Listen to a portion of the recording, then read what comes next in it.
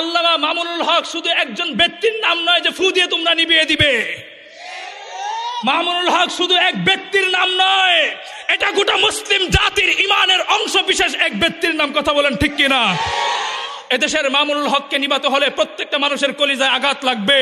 সুতরাং মনে রাখবা, মামুনুল হকের এই কণ্ঠ যদি তোমরা স্তব্ধ করতে চাও, বাংলাদেশ উড়ে যাবে, কিন্তু মামুনুল হক কখনো স্তব্ধ হবে না। কথা বলেন ঠিক কিনা?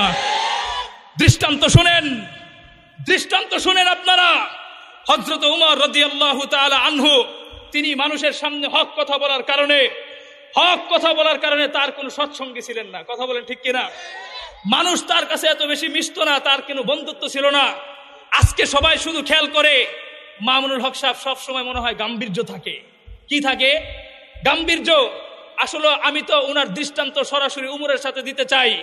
আগের যুগের উমরের আচরণ আর বর্তমান যুগের মামুনুল হক সাহেবের আচরণ আখলাক পুরা সেম মিলে। কেমন মানুষ একটু বুঝার চেষ্টা করেন। হযরত উমর রাদিয়াল্লাহু তাআলা আনহু রাষ্ট্র পরিচালনার ক্ষেত্রে, ইসলামের ক্ষেত্রে খুবই কঠোর ছিলেন, কিন্তু যখন দায়িত্ব পালন করতেন তখন তিনি খুব নম্র ছিলেন। কথা বলেন ঠিক কিনা? কেমন নম্র ছিলেন আপনারা ইতিহাস জানেন। রাতের বেলায় মাথার মধ্যে বস্তা নিয়ে তিনি গরিবের ধারে ধারে খাবার পৌঁছে দিতেন। জানা নাই আপনাদের? সকলেরই জানা। আজকে মামুনুল হক সাহেবের কথা আমিও বলি। আমি যখন কাফিয়া পড়ি, কি পড়ি? কাফিয়া পড়ি। তৎকালীন সময়ে খেলাফত মজলিসের দায়িত্বশীল আল্লামা মামুনুল হক সাহেবের বন্ধুবর মাওলানা আতাউল্লাহ আমিন সাহেব দামাত বারকাতুহুম, তিনার মাধ্যমে আমার বয়ানের আলোচনা মামুন সাহেবের কান পর্যন্ত যায়। হযরত আমার বয়ান শুনতে চায়। আগ্রহ হওয়ার পরে আবার মাওলানা আতাউল্লাহ আমিন সাহেবের বন্ধুবর, আমার শিক্ষক, যার কাছে আমি শরহে বেকায়া পড়েছি, হেদায়া পড়েছি, ওনার মাধ্যমে যোগাযোগ করে আমাকে মামুন সাহেবের দরবারে পাঠানো হলো। হযরত গাড়িতে বসে বসে বয়ান শুনতেছিল। আমার বয়ান ছিল, তখন আমি ছোট মানুষ, অনেক ভয় পাইতেছিলাম যে বড় মানুষের সাথে বসে আমি কথা বলি কি করে। তো কথাগুলো যখন আমি বয়ান করতেছিলাম, হযরত বয়ানটা খুব মনোযোগ দিয়ে শুনতেছিলেন। শুনতে শুনতে হঠাৎ করে আমরা মাহফিলের যে জায়গা ছিল সেই জায়গা থেকে আরো দূরে চলে গেছি। অর্থাৎ বয়ানের তালে আমাদের খেয়াল ছিল না যে কোন জায়গায় চলে আসছি। পরে আবার উল্টা ব্রেক করে আমাদের আসতে হয়েছে। কিন্তু আমি তখন দেখেছিলাম আল্লামা মামুনুল হক যে কতটা নরম দিলের মানুষ, কতটা অহংকার মুক্ত মানুষ, সেটা আমি সেদিন বুঝেছিলাম। গাড়ির মধ্যে বসার পর আমি ছোট মানুষের কাছে বয়ান শুনে আমাকে বলে, বাবা তুমি সামনে আগাও, প্রোগ্রাম কম করবা, জুমার ব্যবস্থা করো, কিন্তু সামনের দিকে আগাও, বেশি প্রোগ্রাম লাগবে না, লেখাপড়াও নষ্ট করবা না।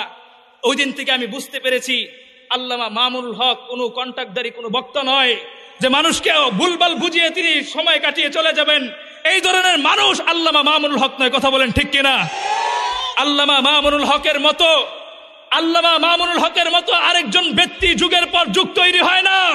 যুগে একটাই আসে মামুনুল হক যুগের পর যুগ তৈরি হয় না। অনেকেই দেখেছেন পোস্টারে আমার নামে মামুনুল হক, দ্বিতীয় মামুনুল হক লাগানো হয়। যারা আওয়াজগুলো শুনছেন এবং মিডিয়াওয়ালারা ভালো করে প্রচার করবেন, পোস্টারে সামনে থেকে যেন আগামীতে দ্বিতীয় মামুনুল হক না লাগানো হয়, এটা নিষেধাজ্ঞা আসছে মুরব্বীদের পক্ষ থেকে। কারণ দ্বিতীয় মামুনুল হক কেন? মামুনুল হকের মতো আরো কোন আলেম যদি পয়দা করতে হয় আরো 2-3 যুগ প্রয়োজন। কথা বলেন ঠিক কিনা? সব যুগে মামুনুল হক আসে না। মুহতারাম হাজিরিন, যেই কথাটা বলতেছিলাম, আল্লাহ পাক রব্বুল আলামিন পবিত্র কোরআনের মধ্যে বলেছেন, মুহাম্মাদুর রাসূলুল্লাহ ওয়াল্লাযীনা মাআহু আশিদ্দাউ আলাল কুফফার রুহামাউ বাইনাহুম। মুহাম্মদ এবং তার স্বজাতির বৈশিষ্ট্য এবং আচরণ হচ্ছে এই, তারা মানুষের সাথে নম্র আচরণ করবে, কোমল ভাষায় কথা বলবে, মানুষদেরকে ইসলামের পথে ডাকবে, সুন্দর ভাষার মাধ্যমে ইসলামের দিকে আহ্বান করবে। কিন্তু এই মানুষগুলো আবার যখন দেখবে কোন মানুষ ইসলামের উপর আঘাত করতেছে, কোরআনের উপর আঘাত করতেছে, তখন ওই মুসলমান ইমানদার ফুলের মতো নম্র এবং কোমল থাকতে পারে না, লোহার চাইতে শক্ত এবং আগুনের চাইতে গরম হয়ে যায়। এটাই হচ্ছে মুহাম্মাদের আদর্শ। মুহাম্মাদুর রাসূলুল্লাহ ওয়াল্লাযীনা মাআহু আশিদ্দাউ আলাল কুফফারি রুহামাউ বাইনাহুম তারাহুম রুকআন সুজদান ইয়াবতাগুনা ফাদলাম মিনাল্লাহ।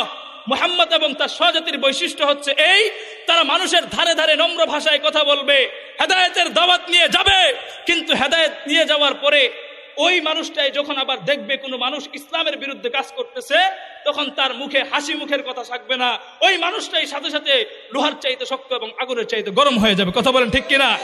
এই দুই আদর্শের গুণ যাদের মধ্যে না থাকবে, তারা আলেম নামে ব্যবসা করে, দিন ধর্ম নিয়ে ব্যবসা করে, কোনোদিন ইসলামের পক্ষে কথা বলে না। বলবেন হুজুর দৃষ্টান্ত দেন, উপস্থাপন আমি আপনাদেরকে যুক্তি দিয়ে বুঝাই। আপনারা ডাক্তার চেনেন? ডাক্তার চেনেন না? একজন ডাক্তারের জন্য সবচেয়ে বড় গুণ হচ্ছে রোগীর সাথে ভালো আচরণ করা। কি করা? ভালো আচরণ করা। ডাক্তারের কাজ রোগীর পকেটের দিকে নয়, রোগের সুস্থতার দিকে। কেন? একজন রোগী যখন অসুস্থ হয়ে যায়, তখন ওই রোগীটা বিভিন্ন মানুষের কাছে ধারে ধারে গিয়ে জিজ্ঞেস করে আমার রোগটা ভালো হবে কিনা।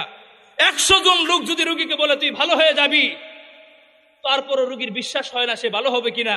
কিন্তু ডাক্তার বাবুর কাছে যখন জিজ্ঞেস করে আমার এই রোগটা ভালো হবে কিনা, ডাক্তার বাবু ওর দিকে তাকায় না, মুখস্থ বলে দেয় তুই ভালো হয়ে যাবি। রোগী মনে করে আলহামদুলিল্লাহ আমি ভালো হয়ে যাব। কথা বলেন ঠিক কিনা? তাহলে একজন রোগীর সম্পূর্ণ আস্থা থাকে ডাক্তারের কাছে।